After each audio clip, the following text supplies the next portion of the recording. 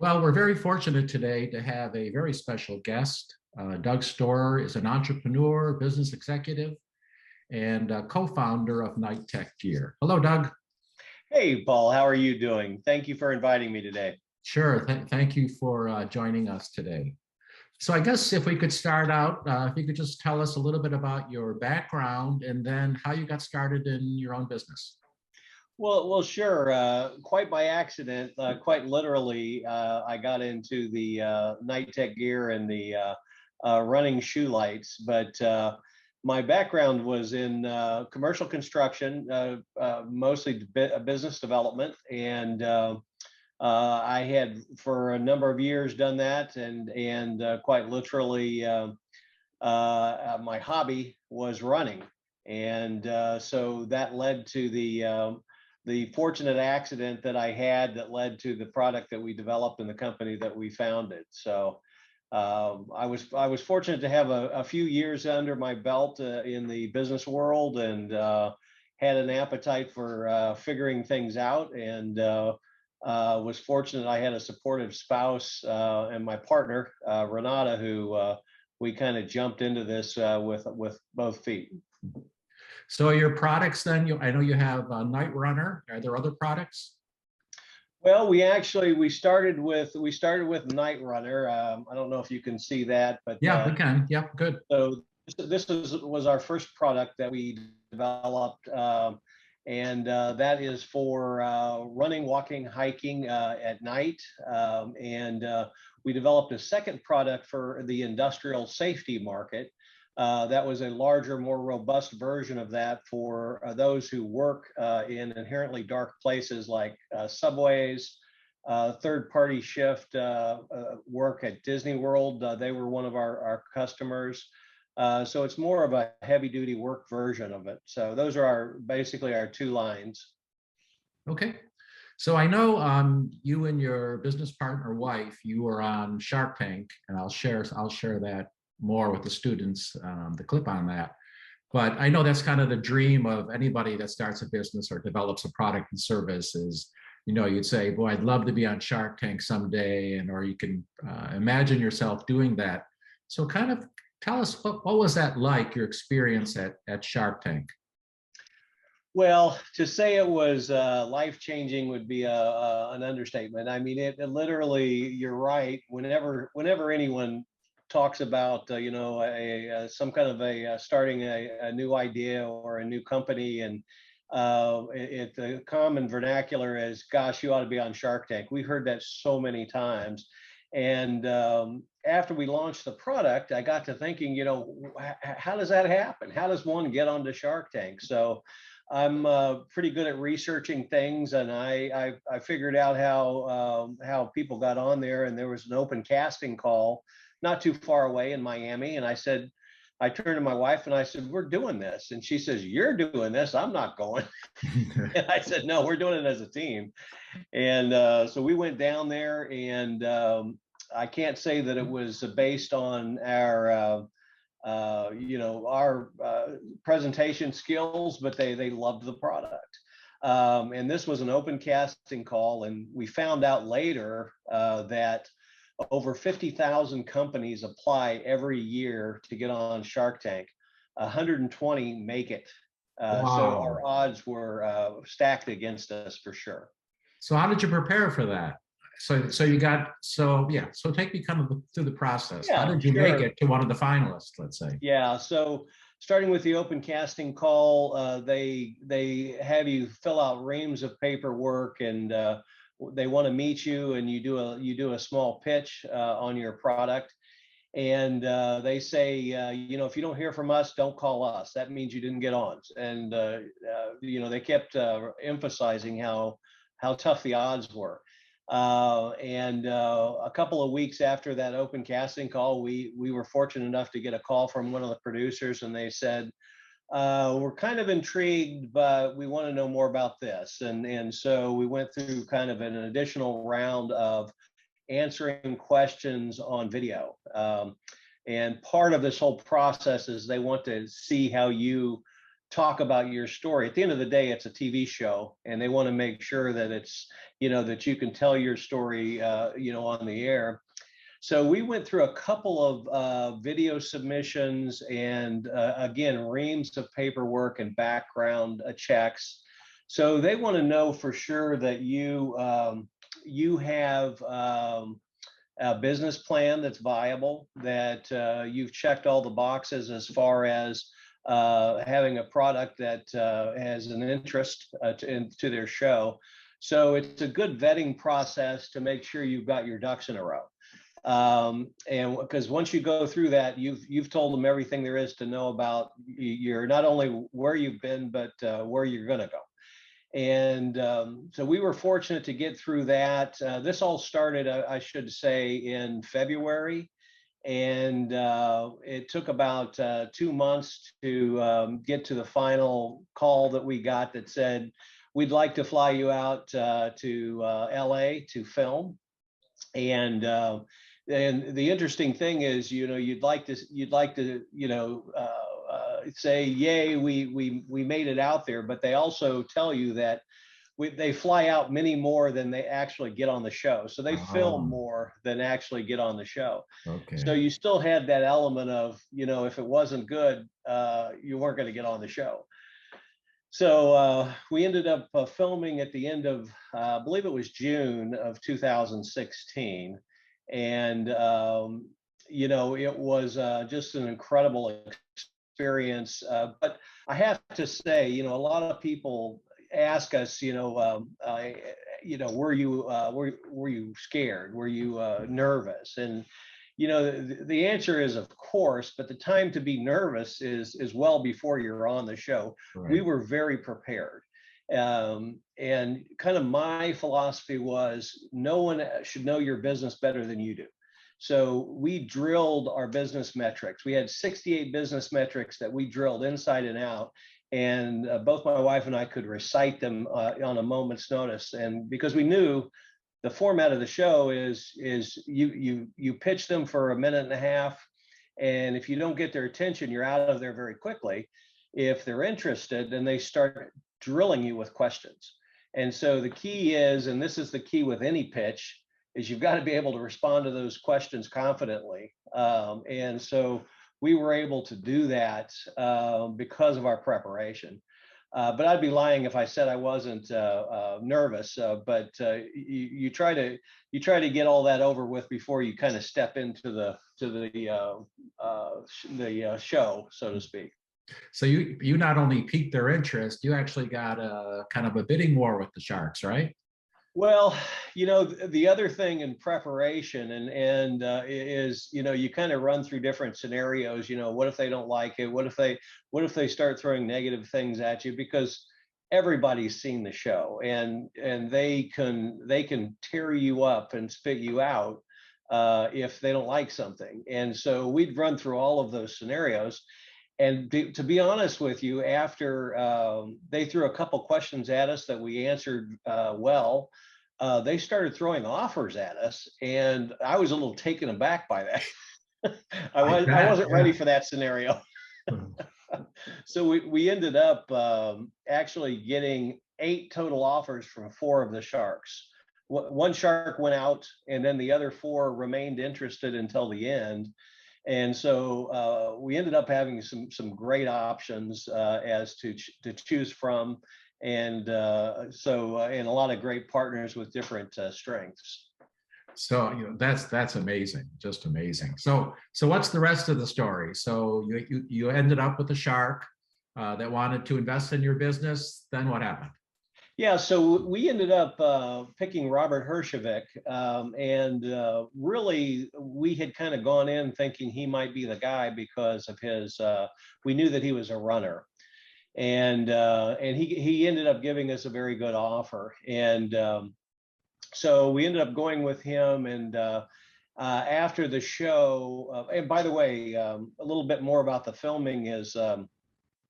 We were actually in the Shark Tank for 1 hour and 15 minutes what you see on the on that our episode is 9 minutes. Okay, wow. So it was highly edited. So there was a lot of other good discussion that went about. But after that session, the Shark Tank, we of course are sworn to secrecy. We signed a lot of papers saying that we couldn't talk about this at all until the episode aired, which ended up being in October of 2016.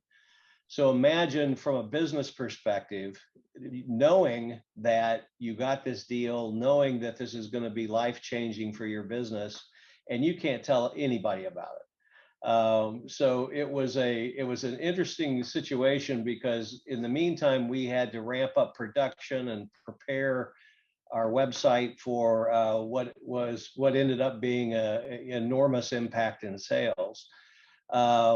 So during that time frame, Robert Herjovich's team worked with us to help us get ready for that.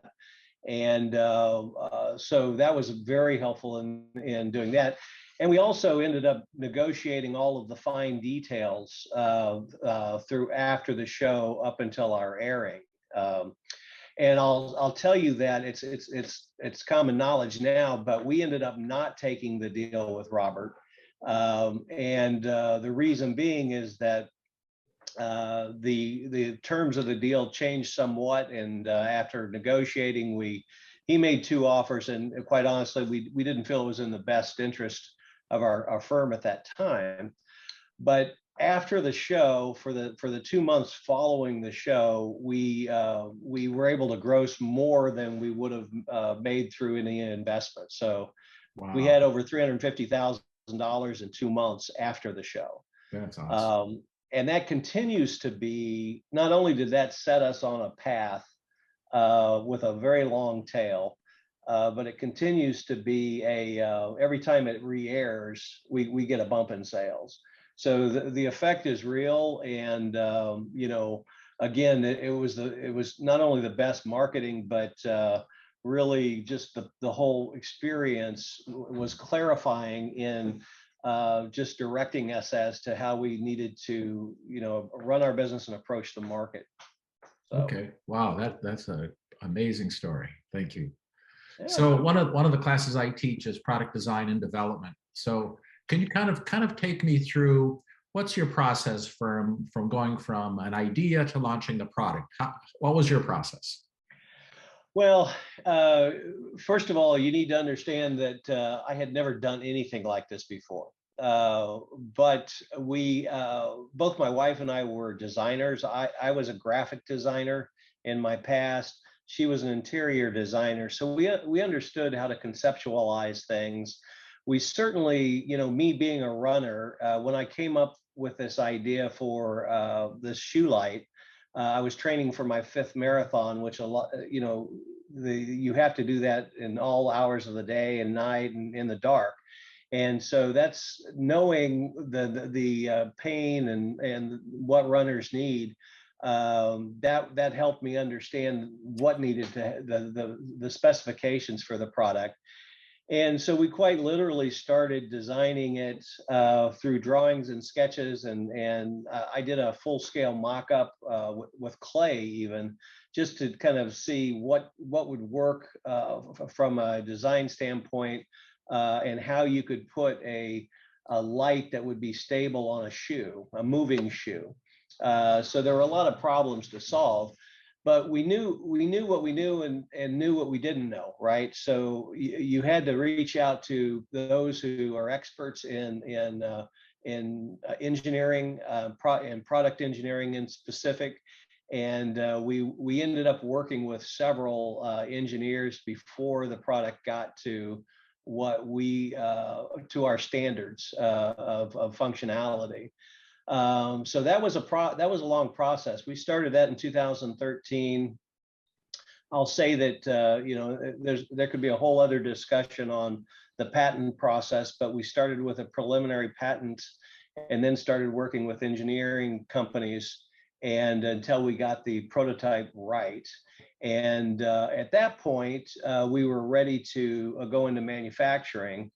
Again, absolutely nothing that either of us had ever done before. So the first and foremost thing was we needed money to get the product launched. And we were kind of the opinion, we didn't have a lot of our own money, and we didn't think it was a good idea to sink all of our own money in. I kind of was of the opinion that if I can't convince other people that it's worth investing in, then it's not a good idea. And so I started taking this idea out to friends and family, and was able to get enough money to build a prototype, manufacture a prototype. And then we were able to really show what this product could do. And we did a Kickstarter campaign, and that was, again, more validation from customers, because the whole Kickstarter process is, you not only are able to raise money, but you've got people that are real live customers. And so right off the bat, we had over 750 customers through our Kickstarter campaign from all over the world. 25 different countries. So again, this was a validation that we had something here. And so with that money, we were able to go into manufacturing. So that was another tricky thing. And I worked with a lot of local entities like colleges and universities and other entrepreneur programs, and ended up meeting someone who was selling products that they had manufactured in China, and they had a relationship with a manufacturer, and we were able to kind of piggyback on their relationship to get our first run of products done. A good relationship to get to manufacturing, but we knew nothing about this process. But you can't let that scare you. You have to be curious and figure it out. And that's been our motto the whole way, is you just got to figure it out.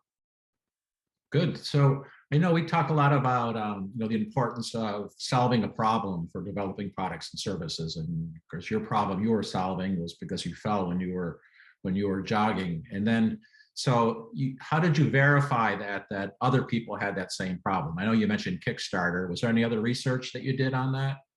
Well, yeah, a lot of anecdotal research, and again, when you're a startup, I mean, there's all kinds of things that big companies can do that you can't do when you're a startup. So, we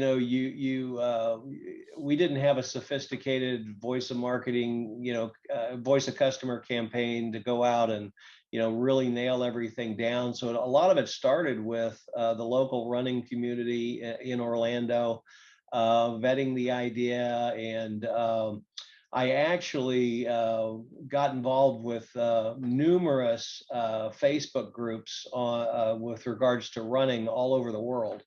And I learned from those groups what their problems and issues were. And of course, being in that world, I understood that. So, but the Kickstarter campaign itself was, we got a lot of feedback through that as well. And so that really was enough to get us out of the gate and get started. So I can't say that it's very sophisticated, but again, when you're starting up, I mean, you've got a limited amount of resources, and you've got to put your chips very carefully where you have your bets. So and that was one of the things that we felt we had enough information, and thankfully we did. And then, so where do you sell your products? You have your own website, or through? I think you're on Amazon, right? Yes. So what other delivery systems? So we went to market in 2015, and we started on our website, and we started in a few retail shops. We grew to be in over 72 retailers across the country and a few national chains. We started selling on Amazon, and you have to understand, from 2015 to now, Amazon wasn't as big in 2015 as they are now, of course. And so Amazon has been a growing part of our sales channel. And we now have really pushed towards all of that going through either our website or Amazon. So we don't do a lot of the retail anymore, because it's just gotten to, that's not the way people buy this product. It's a very specialized product. However, we still are in some local retailers and some retailers that we've had relationships with for, since 2015. Okay. Let me talk about starting a business in general. I know there's a lot of advantages, of course, financial and professional, and there are a lot of challenges. But can you speak to what are some of the challenges that that you face, or that are pretty common for people starting a business? Sure, sure. Well, I'll tell you that it was a kind of an eye-opening experience for me, because have always worked for larger corporations and been very focused in business development and kind of my lane, of course. And so there was a lot of things that professionally I hadn't done before. And when we went down the path of inventing a product and bringing it to market, that's very different than running a business. And I realized very quickly I was much better at inventing things and being, coming up with creative ideas than I was, actually running a business that, there were, you were competing against a lot of companies that really knew e-commerce, really knew how to sell products, and so it was eye-opening to realize that not only did we have to start and run a business in addition to making this product, inventing it, we also had to make it viable and sustainable, by branching out into other markets or other products. And I'll tell you that it's difficult for and you see this with a lot of founders. They're very good at one or two things. They may not be the best at doing everything. And so the key to our success has been bringing in that help, bringing in what we were not good at, and admitting that, hey, this isn't a strength of ours.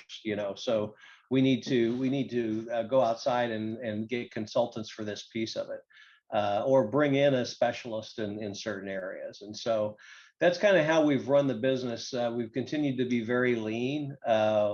We have a small amount of investors, but we're 80% owners still. But we don't have a large staff, and that's been by design. And we outsourced a lot of the business pieces. Good. Is there anything you know now that you wish you had known then? In other words, is there any advice you would have for your younger self if you were doing this again? Well, you know what? I would have done it about 30 years earlier, but and it's I'm in my well, I'm not going to say, I'm later on in my career. All right.